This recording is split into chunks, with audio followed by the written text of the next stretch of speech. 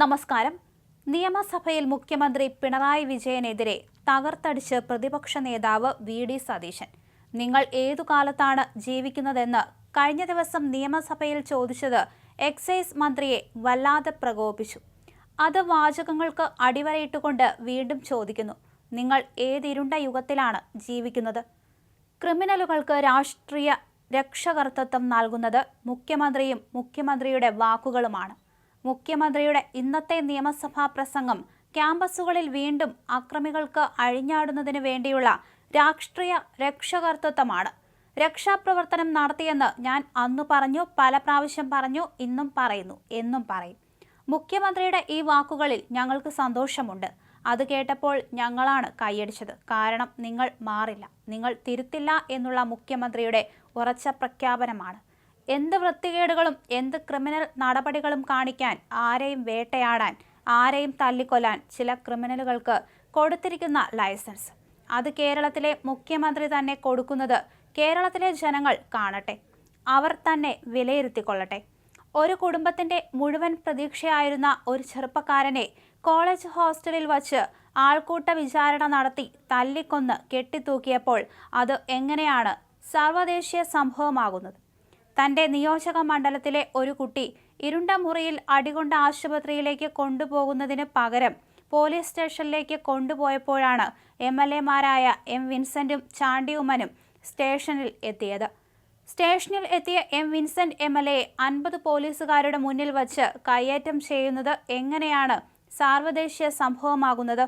മുഖ്യമന്ത്രിയാണ് ഈ ചോദ്യങ്ങൾക്കൊന്നും മറുപടി നൽകാതെ വേറെ കുറെ സംഭവങ്ങളിലേക്ക് പോയത്. ഒരു ഇരുണ്ട മുറിയിൽ കൊണ്ടുപോയി വിദ്യാർത്ഥി നേതാവിനെ കസേരയിലിരുത്തി വിചാരണ ചെയ്ത് ക്രൂരമായി മർദ്ദിച്ചു. സിദ്ധാർത്ഥിന്റെ സംഭവം ഉണ്ടായപ്പോൾ ഇനിയും അത്തരം ഒരു സംഭവം കേരളത്തിൽ ആവർത്തിക്കില്ലെന്ന് കേരളത്തിന്റെ മനസാക്ഷി കരുതി. എന്നാൽ അതിന്റെ വേദന മാറുന്നതിന് മുൻപ് വീണ്ടും ഒരു ചെറുപ്പക്കാരനെ കസേരയിൽ ഇരുത്തി ആൾക്കൂട്ട വിചാരണ നടത്തി തല കമ്പിയിൽ ഇടിപ്പിച്ച് ചവിട്ടിക്കൂട്ടി ക്രൂരമായി മർദ്ദിച്ചു. ശ്വാസമുട്ടി പിടയുന്ന സമയത്ത് ഞാൻ സിദ്ധാർത്ഥനെ ഓർത്തുപോയെന്നാണ് സാൻജോസ് പറഞ്ഞത്. ഹോസ്റ്റലിലെ ഇരുണ്ട മുറിയിൽ കൊണ്ടുപോയി ഇതുപോലെ ക്രൂരമായി മർദ്ദിക്കാൻ ആരാണ് അനുവാദം നൽകിയത്?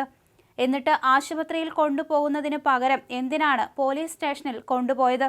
ആശുപത്രിയിൽ എത്തിക്കണമെന്നാവശ്യപ്പെട്ടാണ് ഞങ്ങളുടെ കുട്ടികൾ അവിടെ ധർണയിരുന്നത്. അവിടെ എന്തിനാണ് SFI-ക്കാർ വന്നത്? വെളുപ്പാങ്കാലത്ത് 5 മണിക്ക് തിരുവനന്തപുരം മെഡിക്കൽ കോളേജിൽ വച്ചും കൂടെയുണ്ടായിരുന്നവരെ മർദ്ദിച്ചു. ഈ ക്രിമിനലുകൾ ഇങ്ങനെ പിറകെ നടന്നു. വിദ്യാർത്ഥികളെ ആക്രമിച്ച ക്രിമിനലുകളെ കുറിച്ചാണ് മുഖ്യമന്ത്രി നിയമസഭയിൽ ഇങ്ങനെ മറുപടി പറഞ്ഞത്. നിങ്ങളുടെ നെറികെട്ട രാഷ്ട്രീയത്തിന്റെ ഇൻക്യുബേറ്ററിൽ വിരിച്ചെടുക്കുന്ന ഈ ഗുണ്ടാപ്പട നിങ്ങളെയും കൊണ്ടേ പോകൂ. ഇവിടെ അലിഖിത നിയമവാഴ്ചയും പ്രാകൃത ശിക്ഷാ രീതികളുമാണ്. സിദ്ധാർത്ഥിന്റെ കേസിൽ പോലീസ് കൊടുത്ത റിമാൻഡ് റിപ്പോർട്ടിലും ഹോസ്റ്റലിൽ അലിഖിത നിയമവാഴ്ചയാണെന്നാണ് പറയുന്നത്. നിങ്ങളുടെ പോലീസാണ് ഇത് എഴുതി കൊടുത്തത് എന്നിട്ടാണ് ന്യായീകരിക്കുന്നത്. കൊയിലാണ്ടിയിൽ പ്രിൻസിപ്പലിന്റെ മുഖത്തല്ലേ അടിച്ചത്? എന്നിട്ടാണ് SFI ഏരിയ സെക്രട്ടറി പ്രിൻസിപ്പലിന്റെ 2 കാലും കൊത്തിയെടുക്കുമെന്നും അവന്റെ നെഞ്ചിൽ അടുപ്പുകൂട്ടുമെന്നും അധ്യാപകരെ കൊണ്ടുപോകാൻ ഈ പോലീസ് മതിയാകില്ലെന്നും 2 ആംബുലൻസ് കൂടി കൊണ്ടുവരേണ്ടി വരുമെന്നും പ്രസംഗിച്ചത്. ഇത് കേരളമാണോ? പ്രതിപക്ഷ നേതാവിന്റെ പ്രസംഗം തടസ്സപ്പെടുത്താൻ ശ്രമിക്കുന്ന തദ്ദേശ വകുപ്പ് മന്ത്രി പാർലമെന്ററി കാര്യ വകുപ്പിന്റെ മന്ത്രി കൂടിയാണെന്ന് ഓർക്കണം. അദ്ദേഹം നടപടിക്രമങ്ങളൊക്കെ അറിയണം, സതീശൻ പറഞ്ഞു.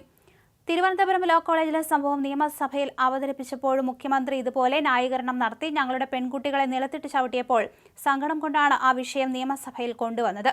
പിറ്റേ മാസം 21 അധ്യാപകരെ മുറിയിൽ പൂട്ടിയിട്ട് ലൈറ്റ് ഓഫ് ചെയ്ത് പുറത്തിറങ്ങാൻ ശ്രമിച്ച അധ്യാപികയുടെ കൈ പിടിച്ചു തിരിച്ചു. ഒരു കോളേജിലെ പ്രിൻസിപ്പലിന് പ്രതീകാത്മകമായി ശവപ്പെട്ടി ഒരുക്കി കൊടുത്തു. മറ്റൊരു പ്രിൻസിപ്പലിന് ആദരാഞ്ജലി അർപ്പിച്ചു. മുഖ്യമന്ത്രി സംഘ് പരിവാറിന്റെ കാര്യം പറഞ്ഞല്ലോ. നിങ്ങളുടെ അധ്യാപക സംഘടനയിൽ 29 വർഷം പ്രവർത്തിച്ച പ്രിൻസിപ്പളാണ് ആലത്തൂരിൽ BJP സ്ഥാനാർത്ഥിയായത്. അവരെ നിങ്ങൾ കൊടുത്തതാണ്, സതീശൻ പറഞ്ഞു.